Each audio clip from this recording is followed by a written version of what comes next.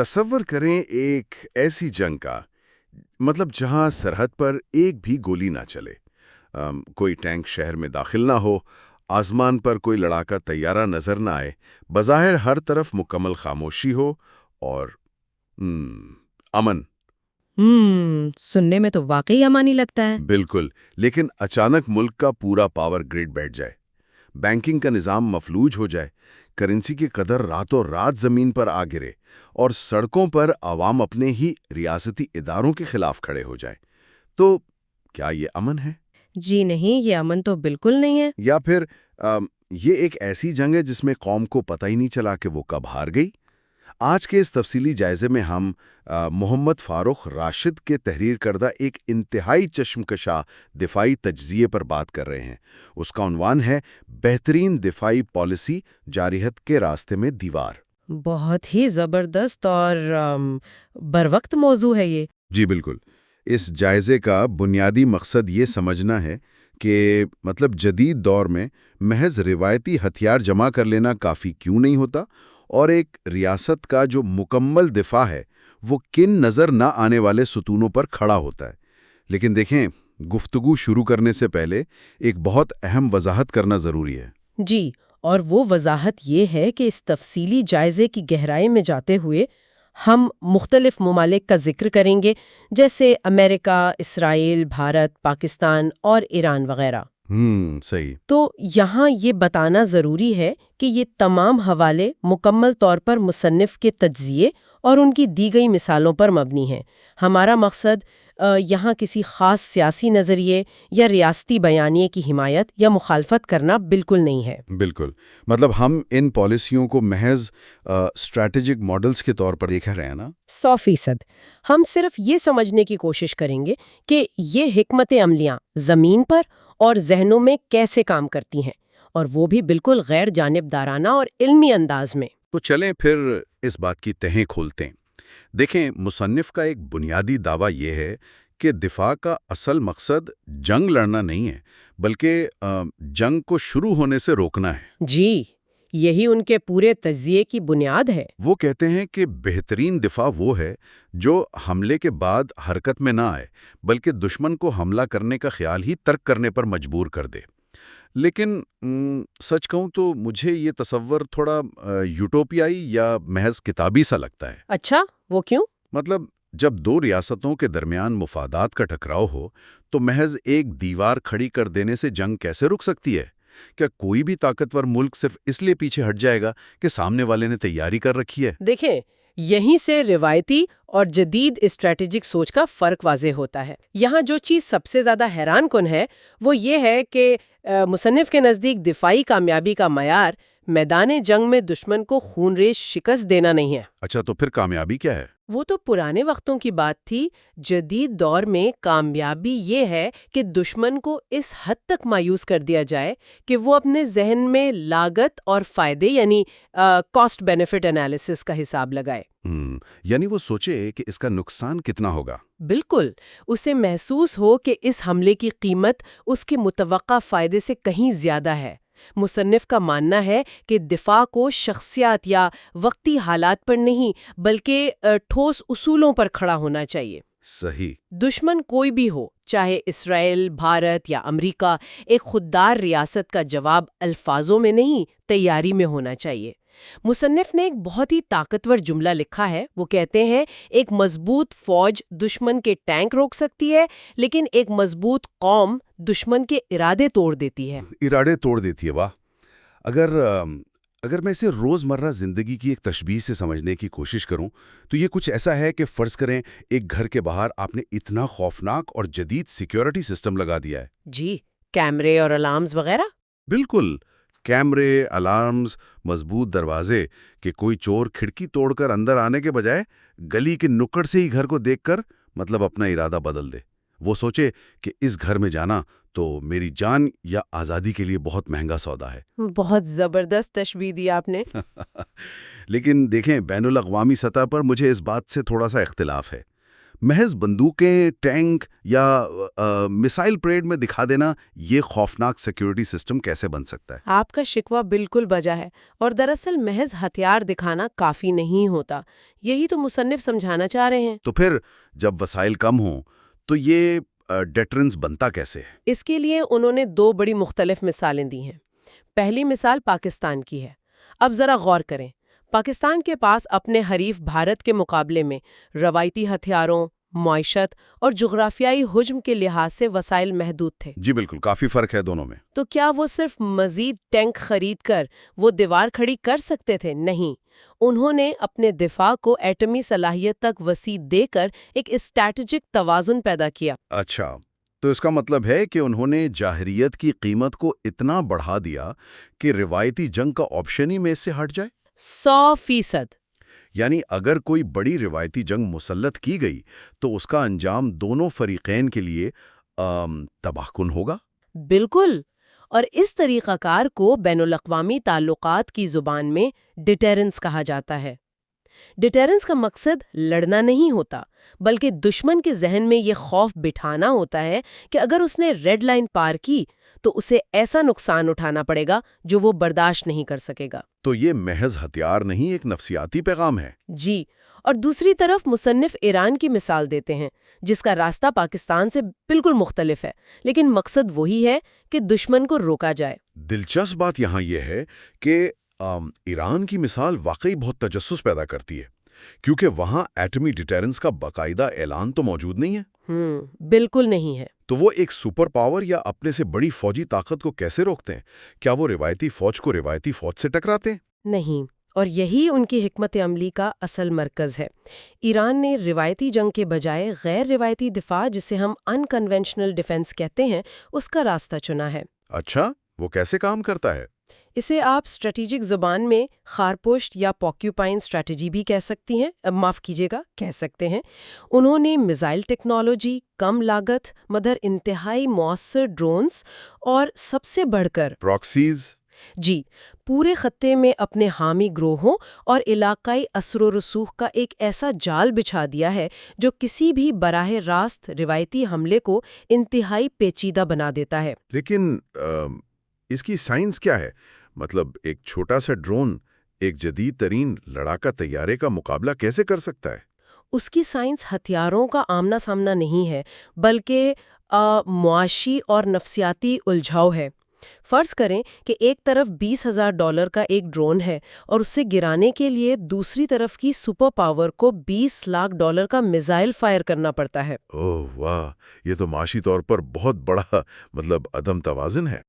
بالکل، ایران نے اپنے گرد ایک ایسا حفاظتی حصار قائم کر لیا ہے کہ اگر کوئی ان پر براہ راست حملہ کرے گا تو جنگ صرف ایران کی سرحدوں تک محدود نہیں رہے گی، پورے خطے میں پھیل جائے گی۔ تاکہ دشمن کو میدان میں اترنے سے پہلے ہی ذہنی شکست دی جا سکے۔ وہ سوچے کہ جنگ شروع تو کر لیں گے پر ختم کیسے کریں گے؟ جی بالکل، یہی بات ہے۔ یہ تو ایک طرح سے کھیل کے اصولی بدل دینے والی بات ہے۔ آپ دشمن کو اسی کے کھیل میں نہیں الجھا رہے، آپ نے پوری بساط ہی الٹ دی ہے۔ صحیح کہہ رہے ہیں آپ۔ اگر ہم ان دونوں مثالوں کو دیکھیں تو یہ ممالک صرف فوجی حکمت عملی استعمال نہیں کر رہے ہیں، یہ ایک نفسیاتی جنگ ہے۔ لیکن یہ سب سن کر میرے ذہن میں ایک بڑا اہم سوال ابھر رہا ہے۔ جی فرمائیے۔ اگر جنگ شروع ہونے سے پہلے ہی ذہنوں میں لڑی جا رہی ہے تو پھر میدان جنگ اب صرف سرحدیں تو نہ رہیں، ہے نا؟ تو پھر جدید جنگیں لڑی کہاں جا رہی ہیں؟ یہ ایک اہم سوال کو جنم دیتا ہے، اور اسی کو مصنف نے پری ایمپٹیو سوچ یا پری ایمپٹیو تھنکنگ کا نام دیا ہے۔ پری ایمپٹیو سوچ یعنی خطرے کو ظاہر ہونے سے پہلے پہچاننا؟ جی، اگر آپ خطرے کا انتظار کر رہے ہیں کہ وہ آپ کی سرحد پر دستک دے تو یقین مانیں آپ پہلے ہی ہار چکے ہیں۔ جدید دور میں ٹینک اور طیاریں تو آخری آپشن ہوتے ہیں۔ اصل جارحیت آج کل ان پوشیدہ محاذوں پر ہوتی ہے جو نظر نہیں آتے۔ اور وہ پوشیدہ محاذ کون سے ہیں؟ آج کل تو ہر چیز ہی ہتھیار لگتی ہے۔ جدید جارحیت سائبر وار، میڈیا وار، معاشی دباؤ اور سفارتی چالوں کی شکل میں ہوتی ہے۔ مصنف مثال دیتے ہیں کہ فرض کریں ایک دشمن کسی ملک کی معیشت کو نشانہ بناتا ہے، وہ بین الاقوامی اداروں کے ذریعے قرضے روک دیتا ہے یا کرنسی گرا دیتا ہے۔ بالکل، کرنسی پر حملہ کر کے مہنگائی بڑھا دیتا ہے یا سوشل میڈیا کے ذریعے نوجوانوں میں مایوسی اور سیاسی خلفشار کو ہوا دیتا ہے، ان سب کے لیے ایک بھی فوجی بارڈر کراس نہیں کرتا۔ بغیر گولی چلائے ملک اندر سے کھوکھلا ہو جاتا ہے۔ جی، اور وہ بغیر لڑے ہی گھٹنے ٹیکنے پر مجبور ہو جاتا ہے۔ یہ جدید دور کا سب سے خطرناک حملہ ہے۔ سچ بتاؤں تو مجھے یہ تصور انتہائی خوفناک لگ رہا ہے۔ اگر معیشت، نوجوانوں کا مقصد، اندرونی سیاسی استحکام یہ سب دفاع کا حصہ ہیں، تو اس کا مطلب ہے کہ دفاع کوئی ایک الگ تھلگ محکمہ نہیں ہے، یہ تو ایک مکمل نظام حیات ہے۔ بالکل درست سمجھ رہے ہیں آپ۔ لیکن پھر میرا وہی سوال ہے، ایک ریاست ان تمام پوشیدہ محاذوں پر ایک ساتھ کیسے لڑ سکتی ہے؟ یہ تو ایسا ہے جیسے آپ اندھیرے کمرے میں ہوں اور چاروں طرف سے غیر مرئی تیر آ رہے ہوں۔ کیا مصنف نے کوئی عملی حل تجویز کیا ہے؟ جی، مصنف نے اس مایوسی سے نکلنے کا بہت ٹھوس حل تجویز کیا ہے۔ ان کے مطابق ریاست کو اپنے اندر ایک ساکتی مضبوطی پیدا کرنی ہوتی ہے، اور اس کے لیے انہوں نے ایک مضبوط دفاع کے 5 بنیادی ستون بیان کیے ہیں۔ اچھا، 5 ستون۔ پہلا ستون کیا ہے؟ پہلا ستون ہے خود انحصاری، یعنی دوسروں پر انحصار خطرناک ہے۔ خود انحصاری سے مراد کیا؟ یہاں صرف خوراک ہے کہ ہم اپنا اناج خود اگائیں؟ خوراک سے لے کر دفاعی ساز و سامان تک۔ مصنف کا اصرار ہے کہ بحران میں بین الاقوامی سپلائی چین ٹوٹ جاتی ہے۔ جن اتحادیوں سے آپ نے اربوں ڈالر کے ہتھیار خریدے ہوتے ہیں، آئین جنگ کے وقت وہ پرزے دینے سے انکار کر دیتے ہیں، کیونکہ ان کے اپنے مفادات ہوتے ہیں۔ صحیح۔ جی، تو جب تک ریاست اپنا دفاعی نظام خود نہیں بناتی، وہ محفوظ نہیں ہے۔ منطقی بات ہے، لیکن ہم ٹیکنالوجی کے دور میں ہم پرانے ماڈل کی بندوقیں کا بنا لیں گے، پر جدید جنگوں میں ان کا کیا کام؟ اور یہی مصنف کا دوسرا ستون ہے، سائنسی و تکنیکی ترقی۔ مستقبل کی جنگیں مصنوعی ذہانت، سائبر سیکیورٹی اور ڈرون سے جیتی جائیں گی۔ جو قوم سائنسی تحقیق میں پیچھے رہ گئی، اس کی روایتی فوج محض ایک ہجوم بن کر رہ جائے گی۔ سمجھ گیا، لیکن یہاں مجھے ایک خلا محسوس ہو رہا ہے۔ فرض کریں ایک ملک نے خود انحصاری بھی حاصل کر لی، جدید ٹیکنالوجی بھی آ گئی، فوج بھی بڑی ہے، جی، تو کیا وہ ٹیکنالوجی ملک کو بچا لے گی؟ آپ نے بالکل دکھتی رگ پر ہاتھ رکھا۔ مصنف کا تیسرا ستون اسی خلا کو پر کرتا ہے، اور وہ ہے قومی اتحاد۔ یعنی بٹی ہوئی قوم؟ جی، مصنف کے مطابق بٹی ہوئی قوم پر حملے کی ضرورت ہی نہیں پڑتی۔ دشمن اندرونی کمزوریوں کا فائدہ اٹھا لیتا ہے۔ دشمن ہمیشہ معاشرے کی دراڑوں میں بارود بھرتا ہے۔ اگر قوم متحد ہے تو وہ بارود کبھی نہیں پھٹ سکتا۔ واہ، لیکن ان سب چیزوں کے لیے ٹیکنالوجی ہو یا عوام کو خوش رکھنا، ایک چیز بہت ضروری ہے، اور وہ ہے پیسہ۔ اگر خزانہ ہی خالی ہو تو؟ اور یہی چوتھا ستون ہے، معاشی استحکام۔ ایک کمزور معیشت کبھی دفاع کا بوجھ نہیں اٹھا سکتی۔ معیشت ہی وہ اصل انجن ہے جو ملک کو چلاتی ہے۔ اگر معیشت کا دفاع نہیں کیا گیا تو بارڈر کا دفاع بے معنی ہو جائے گا۔ صحیح؟ بالکل۔ اور اب آتے ہیں 5ویں ستون کی طرف، جو ہے اخلاقی برتری۔ دیکھیں، یہ مجھے خالص دفاعی بحث میں تھوڑا عجیب سا لگتا ہے۔ جب ریاست کی بقا کا مسئلہ ہو، چاروں طرف دشمن ہو، تو دفاع میں اخلاقیات کی گنجائش کہاں سے آ گئی؟ بظاہر ایسا ہی لگتا ہے، لیکن مصنف اخلاقی برتری کو ایک اسٹریٹجک اثاثے کے طور پر دیکھتے ہیں۔ جب آپ انصاف، امن اور خود مختاری کے اصولوں پر کھڑے ہوتے ہیں تو آپ کو عالمی سطح پر حمایت ملتی ہے۔ اچھا، یعنی تنہائی سے بچنے کے لیے؟ جی، توسیع پسندانہ رویہ اپنانے والی ریاست بالآخر عالمی سطح پر تنہا رہ جاتی ہے، اور تنہائی سب سے بڑا خطرہ ہے۔ اگر میں مصنف کے ان 5 ستونوں کو ایک جگہ رکھ کر غور کروں تو مجھے ایک خیال آ رہا ہے۔ جی بتائیے۔ تو اس سب کا اصل مطلب کیا ہے؟ یہ پوری ریاست ایک زندہ انسانی جسم کی طرح ہے۔ ہم کہہ سکتے ہیں کہ جو ہتھیار ہیں وہ اس جسم کے ہاتھ ہیں، لیکن معیشت اس کا دل ہے۔ واہ، بہت خوب۔ ٹیکنالوجی اس کا دماغ ہے، اور یہ جو قومی اتحاد ہے یہ اس کا اعصابی نظام یا نروس سسٹم ہے جو پورے جسم کو جوڑے رکھتا ہے۔ بہت ہی جامع تشبیہ دی آپ نے۔ تو مطلب یہ ہوا کہ اگر انسان کا دماغ اور دل کام نہیں کر رہے تو اس کے ہاتھ چاہے جتنے بھی مضبوط ہوں وہ کچھ نہیں کر سکتے۔ اگر معیشت اور ٹیکنالوجی نہیں تو جدید ہتھیار محض لوہے کا ڈھیر ہے۔ یہ بالکل مصنف کے تجزیے کی روح ہے۔ اگر ہم اسے وسیع اور تناظر سے جوڑیں تو جب بھی ہم خبروں میں کسی ملک کی معاشی گراوٹ یا سائبر حملوں کا ذکر سنتے ہیں، تو ہم سمجھتے ہیں کہ یہ بس عام خبریں ہیں یا انتظامی ناکامی ہے؟ جی، لیکن ہمیں اپنا زاویہ بدلنا ہوگا۔ اسے محض ایک خبر کے طور پر نہیں، بلکہ اس ملک کے دفاعی نظام پر ہونے والے حملے کے تناظر میں دیکھا جانا چاہیے، کیونکہ مضبوط دفاعی طاقت دراصل امن کی محافظ بن جاتی ہے، جنگ کی نہیں۔ بالکل، تاکہ دشمن باہر سے ہی دیکھ کر ارادہ بدل لے۔ خیر، اس تفصیلی جائزے کو سمیٹتے ہوئے میں گفتگو کا اختتام مصنف کے ایک آخری انتہائی گہرے اور فکر انگیز نقطے پر کرنا چاہوں گا۔ جی بالکل۔